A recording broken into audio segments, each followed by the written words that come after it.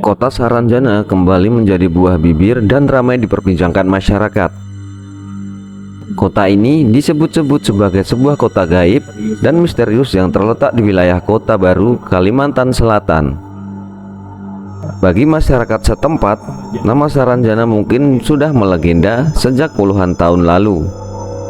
Namun, bagi orang yang tinggal jauh dari Kalimantan, nama Saranjana masih cukup asing.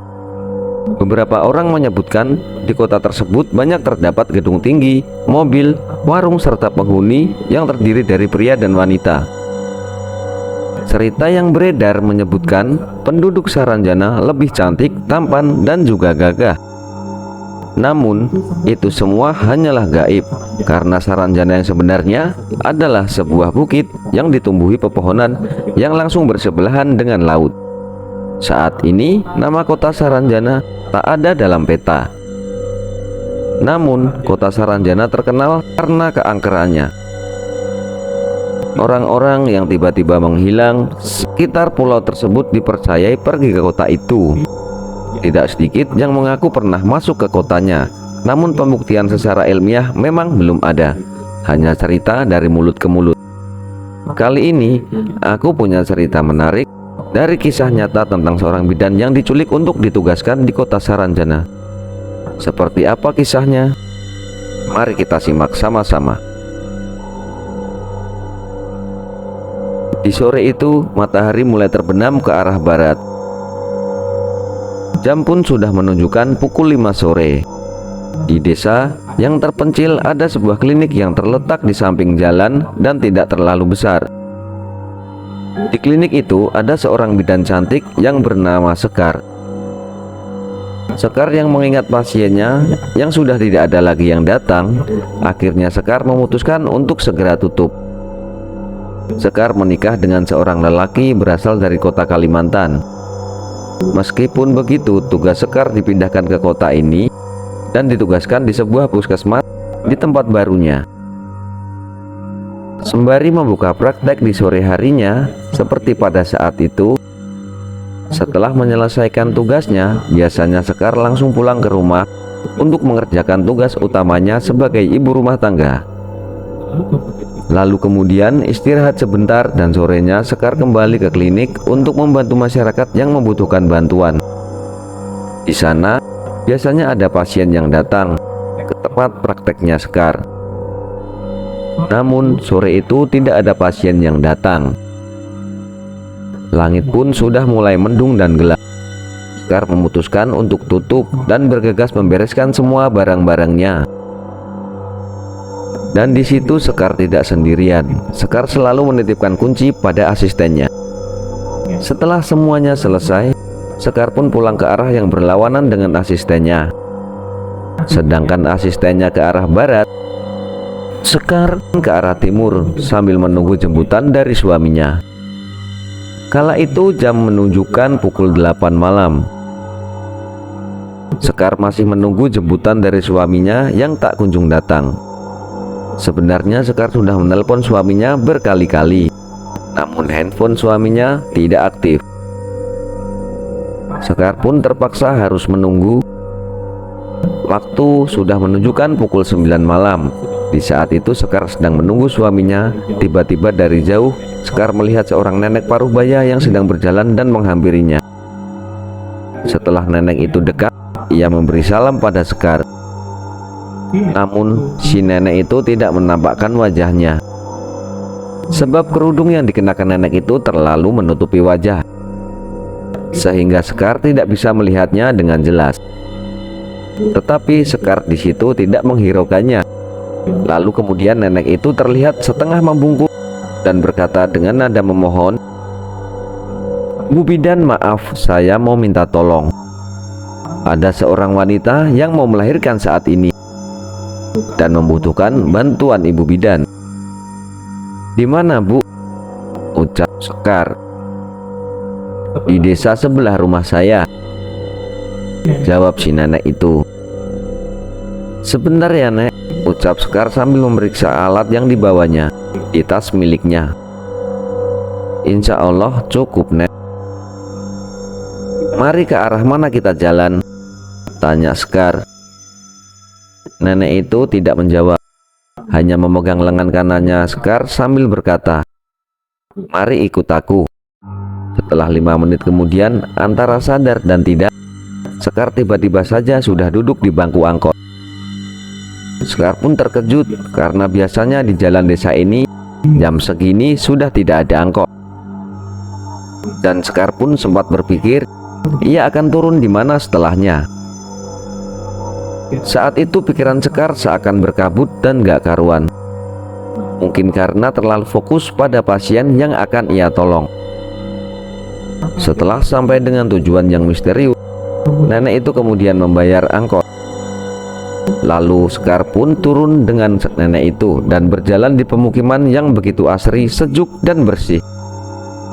Di sana Sekar melihat gapura, ada tugu batas desa yang bertuliskan "Selamat datang di wilayah Saranjana." Sebelumnya Sekar belum pernah melihat dengan nama itu. Sekar sempat berpikir mungkin karena dirinya masih orang baru di sini, jadi belum terlalu hafal di daerah kelahiran suaminya. Kemudian tatapan Sekar tidak terhenti dengan memandangi toko-toko rumah-rumah yang ada di kota Saranjana. Seakan-akan ia baru pertama kali masuk ke daerah ini. Bahkan di sana Sekar terkagum-kagum dengan rumah-rumah yang dilihatnya. Setibanya sampai di depan gerbang, nenek itu menarik lengan Sekar dan mengajaknya untuk berhenti di sebuah bangunan rumah yang lumayan besar. "Mari masuk, Bu, ini rumahnya." Di situ Sekar menurut saja dan masuk sembari mengucapkan salam kepada tuan rumah. Lalu tidak lama kemudian keluarlah seorang lelaki sambil membungkuk sopan dan mempersilahkan masuk dengan ramah. Sekar di situ merasa tertegun. Pikirannya ini pasti suaminya, wanita yang akan melahirkan itu. Lelaki itu memang sangat tampan, akan tetapi memiliki kuping yang lancip dan tidak memiliki garis bibir antara hidung. Di situ Sekar mulai merasa heran. Lalu si nenek itu menepuk bahunya Sekar, lalu menggamit lengannya dan membawanya masuk ke dalam kamar wanita yang akan melahirkan itu.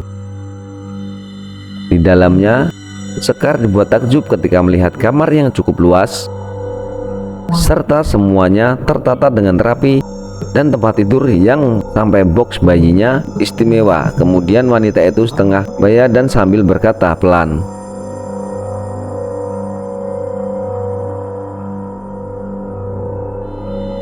"Tolong aku ya, Bu, bantu aku," liriknya sambil tersenyum. "Insya Allah aku bisa bantu." Lagi-lagi Sekar terkejut ketika menatap wajah cantik wanita itu, karena wajahnya sama persis dengan suaminya. Kupingnya yang lancip dan tidak memiliki garis antara bibir dan hidung. Akan tetapi Sekar mengabaikan semua itu, sebab yang terpenting baginya adalah menolong persalinannya. Kemudian Sekar mulai bekerja dari memeriksa tensi, fase, dan lain-lain. Setelah dicek semuanya tidak ada kendala, kemudian Sekar mulai memakai sarung tangan untuk memberi suntikan di tangan. Tidak lama kemudian injeksi itu beraksi, dan wanita itu mulai kontraksi dan berusaha mengejan. "Ayo, tarik nafas, lepas. Tarik nafas lagi, lepas," lirik Sekar sambil menahan di bawah rahim si wanita itu agar kepala bayi tidak jatuh ke kasur. Dan tidak lama kemudian terdengarlah suara tangisan bayi pecah di ruangan itu. Sekar merasa bersyukur dan bahagia dengan profesinya, karena ia berhasil menolong seseorang yang mau melahirkan itu. Lalu kemudian dengan sigap Sekar membersihkan bayinya dan menggunting ari-arinya. Akan tetapi keanehan itu mulai menimpanya lagi. Di situ Sekar merasakan bayinya sangat berat. Tidak seperti bayi pada umumnya. Selama Sekar menangani persalinan, belum ada bayi yang beratnya hampir 7 kg lebih. Pada umumnya ketika bayi baru lahir, biasanya beratnya hanya sampai 4 kg. Itu pun banyak kendala, dan 2,6 itu rata-rata. Di situ Sekar sudah tidak bisa menampung semua dengan keanehan-keanehan di keluarga ini. Setelah membereskan semuanya, wanita itu mempersilahkan Sekar untuk beristirahat dan menerima jamuan. Mereka menyiapkan hidangan yang sangat istimewa. Tapi lagi-lagi Sekar terkejut dengan sebuah hidangan yang ada di meja. Ukuran makanannya dari daging sampai buah-buahan ukurannya sangat besar semua. Sekar di sana hampir tidak berselera makan. Tak lama kemudian Sekar pun pamit untuk pulang pada semua keluarga itu, termasuk si nenek yang sudah mengantarnya itu. Dan yang membuat Wulan terpana, baru kali ini ia melihat wajah nenek itu yang tadinya tertutup oleh kerudung. Wajah nenek itu sama persis dengan suami istri yang punya rumah ini. Kemudian Sekar mengulurkan tangannya pada wanita yang baru saja ia tolong persalinannya itu untuk berpamitan. Tetapi wanita itu malah mencekal tangannya Wulan dan menyelipkan segenggam kunir sebagai ucapan terima kasih. Sebenarnya Sekar tidak ingin menerima ini.